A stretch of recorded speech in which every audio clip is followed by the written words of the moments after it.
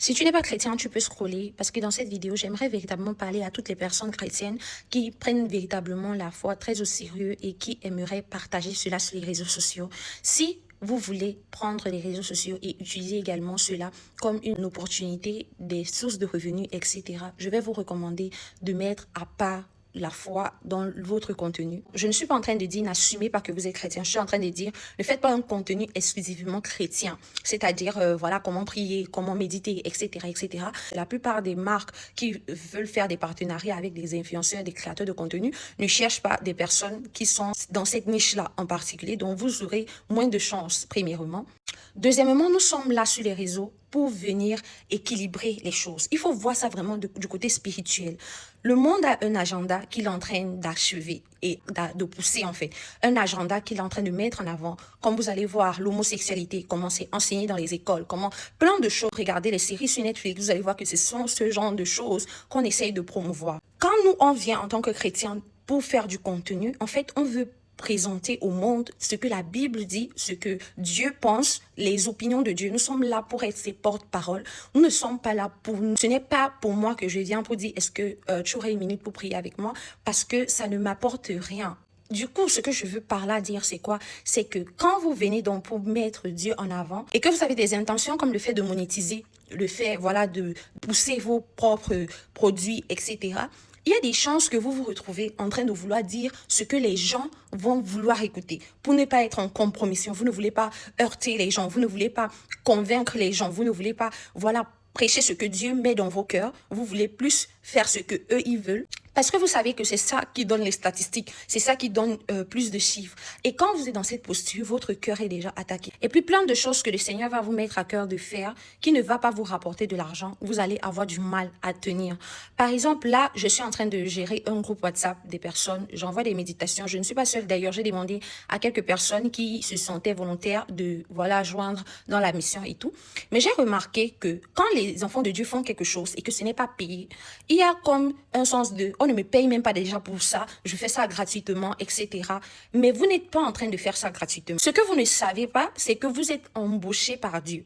Ça veut dire que si véritablement, ne faites vraiment pas ce genre de contenu si Dieu ne vous a pas envoyé. Si véritablement Dieu vous a envoyé et vous a mis ce fardeau à cœur, il faut considérer que vous n'êtes pas en train de faire ceci pour des acclamations des hommes. Vous n'êtes pas là pour une validation extérieure. Vous êtes en mission. Vous avez été envoyé par Dieu. Dieu vous a envoyé, il vous a mandaté, il vous a mis ça dans votre cœur quand vous étiez en train d'avoir votre temps dans l'intimité avec lui. Il vous a dit, je veux que vous soyez sur les réseaux, etc., etc. C'est lui qui vous a donné la vision. Vous savez ce qu'il vous a demandé de faire et c'est à lui que vous devez plaire. Du coup, que les gens valident, ça veut dire que votre publication ait beaucoup de vues, beaucoup de j'aime, beaucoup de commentaires ou pas, que vous réussissez ou pas, peu importe en fait ce que le résultat donnera, votre focus ne sera pas sur ça, mais votre focus sera est-ce que je suis en train de faire ce que Dieu m'a demandé de faire? Et ça vous décentralise automatiquement de l'argent. Vous ne serez pas en train de regarder est-ce que ceci me rapporte, est-ce que... Parce que quand vous avez d'autres motivations qui entrent et qui nuisent, on dit, à la vision, vous devenez corrompu, donc vous devenez corruptible. Et là, ça devient très, très dangereux. Ça devient véritablement dangereux. Ça veut dire qu'on peut venir et vous dire, OK, je te donne 2 milliards. Tu arrêtes de faire ce que tu fais. Est-ce que demain, si on vient, on te dit, pour l'impact que tu as dans la vie des personnes, disons, Dieu te donne l'influence, il te donne la visibilité, etc. Et quelqu'un vient te proposer des milliards et te dit, arrête de parler de ce Jésus. Est-ce que tu seras capable de prendre? Ou est-ce que tu diras, non, j'ai prêté allégeance?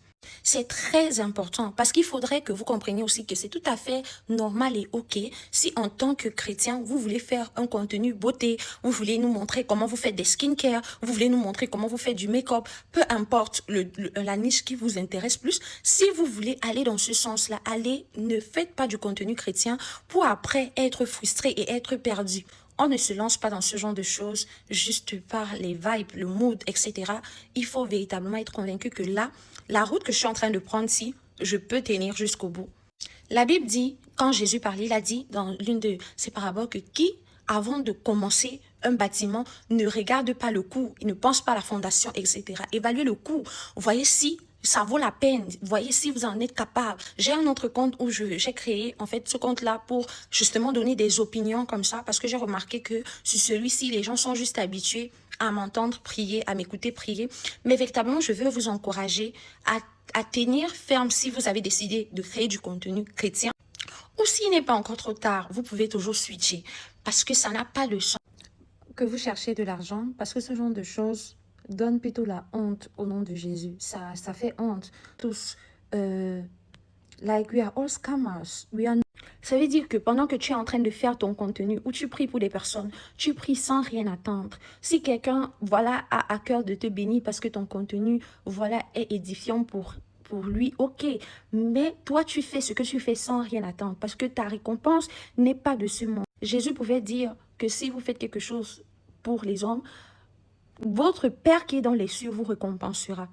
Mais si vous faites ça juste pour que les hommes vous applaudissent, vous avez déjà reçu votre récompense. De la même manière, si la motivation, c'était la monétisation, si la motivation, c'était de, voilà, je ne sais pas, la popularité, la visibilité, peu importe la raison, vous avez déjà reçu votre récompense. Et c'est pour ça que je vais véritablement vous encourager, les amis.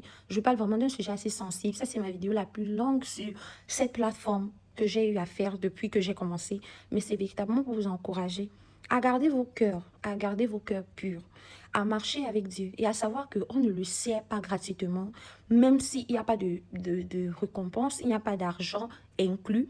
Dieu qui regarde au cœur, il sait ce qui se passe. Et même si vous recevez de l'argent, du moment où votre attention n'est pas centrée sur cela, mais sur ce que Dieu vous a envoyé dire et faire, lui seul saura vous récompenser. Que Dieu vous bénisse et j'espère que ce message aura trouvé la personne